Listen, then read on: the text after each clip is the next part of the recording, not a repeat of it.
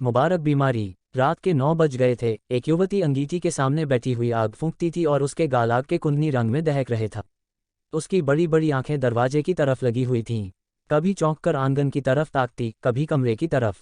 फिर आने वालों की इस देरी से त्योरियों पर बल पड़ जाते और आंखों में हल्का सा गुस्सा नजर आता। कमल पानी में झकोले खाने लगता।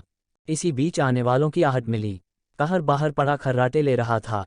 बूढ़े लाला हरनामदास ने आते ही उसे एक ठोकर लगाकर कहा, कमबख्त, अभी शाम हुई है और अभी से लंबी तांदी। नौजवान लाला हरिदास घर में दाखिल हुए, चेहरा बुझा हुआ, चिंतित।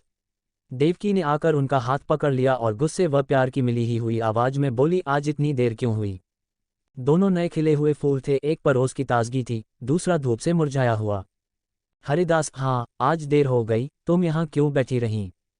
देवकी, क्या करती, आग बुझी जाती थी, खाना न ठंडा हो जाता। हरिदास, तुम जरा से काम के लिए इतनी आग के सामने न बैठा करो, बाज आया गरम खाने से। देवकी, अच्छा कपड़े तो उतारो, आज इतनी देर क्यों की?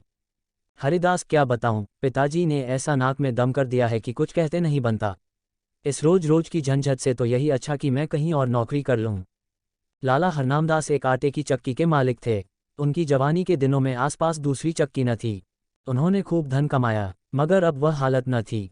चक्कियां कीड़े मकोड़ों की तरह पैदा हो गई थीं, नई मशीनों और ईजादों के साथ। उसके काम करने वाले भी जोशीले नौजवान थे, मुस्तैदी से काम करते थे। इसलिए हरनामदास का कारखाना रोज गिरता जाता था। बूढ़े आदमियों को नई चीज़ों से चिढ़ हो जाती है। वह लाला हरनामदास को भी थी। वह अपनी पुरानी मशीन ही को चलाते थे, किसी किस्म की तरक्की या सुधार को पाप समझते थे, मगर अपनी इस मंदी पर कुढ़ा करते थे।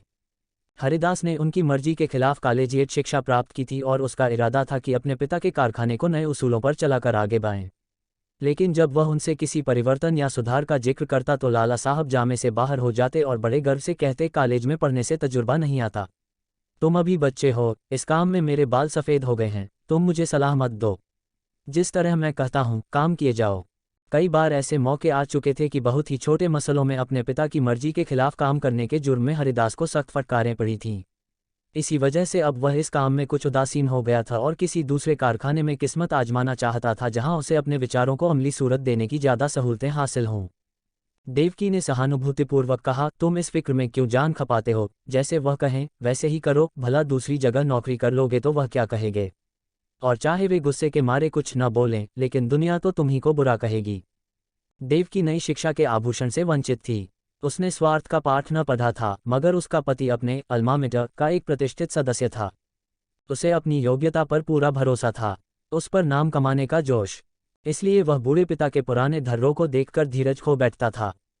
अगर अपनी योग्यताओं के लाभप्रद उपयोग की कोशिश के लिए दुनिया उसे बुरा कहे तो उसकी परवाह न थी। झुंझला कर बोला, कुछ मैं अमृत की घड़ियां पीकर तो नहीं आया हूं कि सारी उम्र उनके मरने का इंतजार करूं। मूर्खों की अनुचित टीका टिप्पणियों के डर से क्या अपनी उम्र बर्बाद कर दूं? मैं अपने कुछ हमउम्रों को जानता हूं जो हरगिज मेरी सी योग्यता नहीं रखते, लेकिन वह मोटर पर हवा खाने निकलते हैं, बंगलों में रहते हैं और शान से जिंदगी बसर करते हैं, तो मैं क्यों हाथ पर हाथ रखे जिंदगी को अमर समझे बैठा रहूं? संतोष और निस्पृहता का युग बीत गया, यह संघर्ष का युग है। यह मैं जानता हूं कि पिता का आदर करना मेरा धर्म है, मगर सिद्धांतों के मामले में मैं उनसे क्या, किसी से भी नहीं दब सकता। इसी बीच कहार ने आकर कहा, लाला जी थाली मांगते हैं। लाल हरनामदास हिंदू रस्म रिवाज के बड़े पाबंद थे, मगर बुढ़ापे के कारण चौक के चक्कर से मुक्ति पा चुके थे। पहले कुछ दिनों तक जाड़ों में रात को पूरियां ना हजम होती थीं, इसलिए चपातियां ही अपनी बैठक में मंगा लिया करते थे। मजबूरी ने वह कराया था जो हुज्जत और दलील के काबू से बाहर था। हरिदास के लिए भी देवकी ने खाना निकाला। पहले तो वह हजरत बहुत दुखी नजर आते थे, लेकिन बघार की खुशबू ने खाने के लिए चाव पैदा कर दिया था। अक्सर हम अपनी आंख और नाक से हाजमे का काम लिया करते हैं। लाला हरनामदास रात को भले चंगे सोए, लेकिन अपने बेटे की गुस्ताखियां और कुछ अपने काबार की सुस्ती और मंदी उनकी आत्मा के लिए भयानक कष्ट का कारण हो गईं, और चाहे इसी उद्विग्नता का असर हो, चाहे बुढ़ापे का, सुबह होने से पहले उन पर लकवे का हमला हो गया। जबान बंद हो गई और चेहरा ऐंठ गया। हरिदास डॉक्टर के पास दौड़ा। डॉक्टर आए, मरीज को देखा और बोले, डरने की कोई बात नहीं, सेहत होगी, मगर 3 महीने से कम न लगेंगे। चिंताओं के कारण यह हमला हुआ है, इसलिए कोशिश करनी चाहिए कि वह आराम से सोएं, परेशान न हो और जबान खुल जाने पर भी जहां तक मुमकिन हो बोलने से बचें। बेचारी देवकी बैठी रो रही थी। हरिदास ने आकर उसको सांत्वना दी और फिर डॉक्टर के यहाँ से दवा लाकर दी। थोड़ी देर में मरीज को होश आया, इधर उधर कुछ खोजती हुई निगाहों से देखा कि जैसे कुछ कहना चाहते हैं और फिर इशारे से लिखन के लिए कागज़ मांगा। हरिदास ने कागज़ और पेंसिल रख दी तो बूढ़े लाला साहब ने हाथों को खूब संभाल कर लिख इंतजाम दीनानाथ के हाथ में रहे। ये शब्द हरिदास के हृदय में तीर की तरह लगे। अफसोस, अब भी मुझ पर भरोसा नहीं। यानी कि दीनानाथ मेरा मालिक होगा और मैं उसका गुलाम बनकर रहूंगा। यह नहीं होने का। कागज़ लिए देवकी के पास आए और बोले, लाला जी ने दीनानाथ को मैनेजर बनाया है, उन्हें मुझ पर इतना एतबार भी नहीं है, लेकिन मैं इस मौके को हाथ से न दूंगा। उनकी बीमारी का अफसोस तो जरूर है, मगर शायद परमात्मा ने मुझे अपनी योग्यता दिखलाने का यह अवसर दिया है और इससे मैं जरूर फ़ायदा उठाऊंगा। कारखाने के कर्मचारियों ने इस दुर्घटना की खबर सुनी तो बहुत घबराए। उनमें कई निकम्मे बेमसिर्फ आदमी भरे हुए थे जो सिर्फ खुशामद और चिकनी चुपड़ी बातों की रोटी खाते थे। मिस्त्री ने कई दूसरे कारखानों में मरम्मत का काम उठा लिया था, रोज किसी न किसी बहाने से खिसक जाता था। फायरमैन और मशीनमैन दिन को झूठ मूठ चक्की की सफाई में काटते थे और रात के काम करके ओवरटाइम की मजदूरी लिया करते थे। दीनानाथ जरूर होशियार और तजुर्बेकार आदमी था, मगर उसे भी काम करने के मुकाबले में, जी हाँ, रटते रहने में ज़्यादा मजा आता था। लाला हरनामदास मजदूरी देन में बहुत हीले हवाले किया करते थे और अक्सर काट कपट के भी आदी थे। इसी को वह काबार का अच्छा उसूल समझाते थे। हरिदास ने कारखाने में पहुंचते ही साफ शब्दों कह दिए कि तुम लोगों को मेरे वक्त में जी लगाकर काम करना होगा। मैं इसी महीन में काम देखकर सबकी तरक्की करूंगा, मगर अब टाल मटोल का गुजर नहीं। जिन्हें मंजूर न हो वह अपना बोरिया बिस्तर संभालें। और फिर दीनानाथ को बुलाकर कहा, भाई साहब, मुझे खूब मालूम है कि आप होशियार और सूझबूझ रखने वाले आदमी हैं। आपने अब तक यह यहाँ का जो रंग देखा वही अख्तियार किया है, लेकिन अब मुझे आपके तजुर्बे और मेहनत की ज़रूरत है। पुराने हिसाबों की जांच पड़ताल कीजिए। बाहर से काम मेरा जिम्मा है, लेकिन यहाँ का इंतजाम आपके सुपुर्द है। जो कुछ नफ़ा होगा उसमें आपका भी हिस्सा होगा। मैं चाहता हूँ कि दादा की अनुपस्थिति में कुछ अच्छा काम करके दिखाऊं। इस मुस्तैदी और चुस्ती का असर बहुत जल्द कारखाने में नजर आने लगा। हरिदास ने खूब इश्तहार बंटवाए। उसका असर यह हुआ कि काम आने लगा। दीनानाथ की मुस्तैदी की बदौलत ग्राहकों को नियत समय पर और किफ़ायत से आटा मिलने लगा। पहला महीना भी खत्म न हुआ था कि हरिदास ने नई मशीन मंगवाए, थोड़े अनुभवी आदमी रख लिए। फिर क्या था, सारे शहर में इस कारखाने की धूम मच गई। हरिदास ग्राहकों से इतनी अच्छी तरह से पेश आता कि जो एक बार उससे मुआमला करता वह हमेशा के लिए उसका खरीदार बन जाता। कर्मचारियों के साथ उसका सिद्धांत था, काम सख्त और मजदूरी ठीक। उसके ऊंचे व्यक्तित्व का भी स्पष्ट प्रभाव दिखाई पड़ा। करीब करीब सभी कारखानों का रंग फीका पड़ गया। उसने बहुत ही कम नफ़े पर ठेले ले लिए। मशीन को दम मारने की मोहलत न थी, रात और दिन काम होता था। तीसरा महीना खत्म होते होते उस कारखाने की शक्ल ही बदल गई। हाथे में घुसते ही ठेले और गाड़ियों की भीड़ नजर आती थी। कारखाने में बड़ी चहल पहल थी, हर आदमी अपने अपने काम में लगा हुआ। इसके साथ की प्रबंध कौशल का यह वरदान था कि भद्दी हड़बड़ी और जल्दबाजी का कहीं निशान न था। लाला हरनामदास धीरे धीरे ठीक होने लगे। एक महीने के बाद वह रुककर कुछ बोलने लगे। डॉक्टर की सख्त ताकीद थी कि उन्हें पूरी शांति की स्थिति में रखा जाए, मगर जब उनकी जबान खुली उन्हें एक दम को भी चैन न था। देवकी से कहा करते, सारा काबार मिट्टी में मिल जाता है। यह लड़का मालूम नहीं क्या कर रहा है, सारा काम अपने हाथ में ले रखा है। मैंने ताकीद कर दी थी कि दीनानाथ को मैनेजर बनाना, लेकिन उसने ज़रा भी परवाह न की। मेरी सारी उम्र की कमाई बर्बाद हुई जाती है।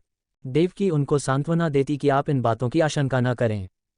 काबार बहुत खूबी से चल रहा है और खूब नफ़ा हो रहा है। पर वह भी इस मामले में तूल देते हुए अड़रती थी कि कहीं लिकवे का फिर हमला न हो जाए।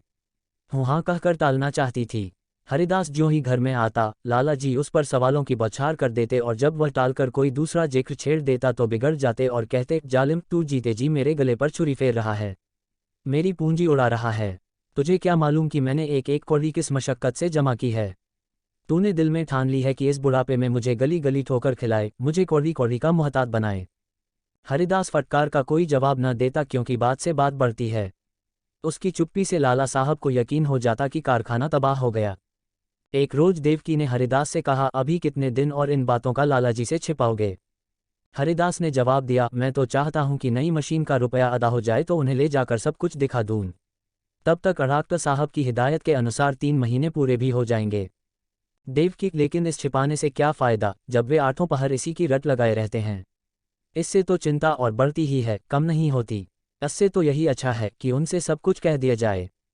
हरिदास, मेरे कहने का तो उन्हें यकीन आ चुका। हाँ, दीनानाथ कहें तो शायद यकीन हो। देवकी, अच्छा तो कल दीनानाथ को यहाँ भेज दो। लाला जी उसे देखते ही खुद बुला लेंगे। तुम्हें इस रोज रोज की डांट फटकर से तो छुट्टी मिल जाएगी। हरिदास, अब मुझे इन फटकारों का जरा भी दुख नहीं होता। मेरी मेहनत और योग्यता का नतीजा आंखों के सामने मौजूद है। जब मैंने कारखाना आने हाथ में लिया था, आमदनी और खर्च का मीज़ान मुश्किल से बैठता था। आज 5 से का नफ़ा है। तीसरा महीना खत्म होने वाला है और मैं मशीन की आधी कीमत अदा कर चुका। शायद अगले महीने 2 महीने में पूरी कीमत अदा हो जाएगी। उस वक्त से कारखाने का खर्च तिगुने से ज़्यादा है, लेकिन आमदनी पंचगुनी हो गई है। हजरत, देखेंगे तो आंखें खुल जाएंगी। कहाँ हाथे में उल्लू बोलते थे। एक मेज़ पर बैठे आप ऊँघा करते थे, एक पर दीनानाथ कान कुरेदा करता था। मिस्त्री और फायरमैन ताश खेलते था। बस 2-4 घंटे चक्की चल जाती थी। अब दम मारने की फुर्सत नहीं है। सारी जिंदगी में जो कुछ न कर सके वह मैंने 3 महीने में करके दिखा दिया। इसी तजुर्बे और कार्रवाई पर आपको इतना घमंड था। जितना काम वह 1 महीने में करते थे उतना मैं रोज कर डालता हूँ। देवकी ने भर्त्सनापूर्ण नेत्रों से देखकर कहा, अपने मुंह मियाँ मिट्ठू बनना कोई तुमसे सीख ले। जिस तरह माँ अपने बेटे को हमेशा दुबला ही समझती है, उसी तरह बाप बेटे को हमेशा नादान समझा करता है। यह उनकी ममता है, बुरा मानने की बात नहीं है। हरिदास ने लज्जित होकर सर झुका लिया। दूसरे रोज दीनानाथ उनको देखने के बहाने से लाला हरनामदास की सेवा में उपस्थित हुआ। लालाजी उसे देखते ही तकिए के सहारे उठ बैठे और पागलों की तरह बेचैन होकर पूछा, क्यों, काबार सब तबाह हो गया कि अभी कुछ कसर बाकी है? तुम लोगों ने मुझे मुर्दा समझ लिया है। कभी बात तक न पूछी। कम से कम मुझे ऐसी उम्मीद न थी। बहू ने मेरी तीमारदारी ने की होती तो मर ही गया होती। दीनानाथ, आपका कुशल मंगल रोज बाबू साहब से पूछ लिया करता था। आपने मेरे साथ जो नेकियां की हैं उन्हें मैं भूल नहीं सकता। मेरा एक एक रोआ आपका एहसानमंद है। मगर इस बीच काम ही कुछ एकस था कि हाजिर होने की मोहलत न मिली। हरनामदास, खैर, कारखाने का क्या हाल है? दिवाला होने में क्या कसर बाकी है? दीनानाथ ने ताज्जुब के साथ कहा, यह आपसे किसने कह दिया कि दिवाला होने वाला है? इस अरसे में कारोबार में जो तरक्की हुई है वह आप खुद अपनी आंखों से देख लेंगे। हरनामदास व्यंग्यपूर्वक बोले, शायद तुम्हारे बाबू साहब ने तुम्हारी मनचाही तरक्की कर दी। अच्छा, अब स्वामीभक्ति छोड़ो और साफ बतला। मैंने ताकीद कर दी थी कि कारखाने का इंतजाम तुम्हारे हाथ में रहेगा। मगर शायद हरिदास ने सब कुछ अपने हाथ में रखा। दीनानाथ, जी हाँ, मगर मुझे इसका जरा भी दुख नहीं। वही रेस काम के लिए ठीक भी थे। जो कुछ उन्होंने कर दिखाया वह मुझसे हरगिज न हो सकता। हरनामदास, मुझे यह सुन सुनकर हैरत होती है। बतलाओ, क्या तरक्की हुई? दीनानाथ, तफसील तो बहुत ज़्यादा होगी, मगर थोड़े में यह समझ लीजिए कि पहले हम लोग जितना काम 1 महीने में करते थे उतना अब रोज होता है। नई मशीन आई थी, उसकी आधी कीमत अदा हो चुकी है। वह अक्सर रात को भी चलती है। ठाकुर कंपनी का 5000 मन आटे का ठेका लिया था, वह पूरा होने वाला है। जगतराम बनवारीलाल से कमसेरिएट का ठेका लिया है। उन्होंने हमको 500 बोरे महावार का बयाना दिया है। इसी तरह और फुटकर काम कई गुना बढ़ गया है। आमदनी के साथ खर्च भी बढ़े हैं। कई आदमी नए रखे गए हैं। मुलाजिमों को मजदूरी के साथ कमीशन भी मिलता है, मगर खालिस नफ़ा पहले के मुकाबले में चौगुने के करीब है। हरनामदास ने बड़े ध्यान से यह बात सुनी। वह गौर से दीनानाथ के चेहरे की तरफ देख रहे थे। शायद उसके दिल में बैठकर सच्चाई की तह तक पहुंचना चाहते थे। संदेहपूर्ण स्वर में बोले, दीननाथ, तुम कभी मुझसे झूठ नहीं बोलते थे, लेकिन तो भी मुझे इन बातों पर यकीन नहीं आता, और जब तक अपनी आंखों से देख न लूंगा यकीन न आएगा। दीनानाथ कुछ निराश होकर विदा हुआ। उसे आशा थी कि लाला साहब तरक्की और कारगुजारी की बात सुनते ही फूले न समाएंगे और मेरी मेहनत की दाद देंगे। उस बेचारे को न मालूम था कि कुछ दिलों में संदेह की जड़ इतनी मजबूत होती है कि सबूत और दलील के हमले उस पर कुछ असर नहीं कर सकते।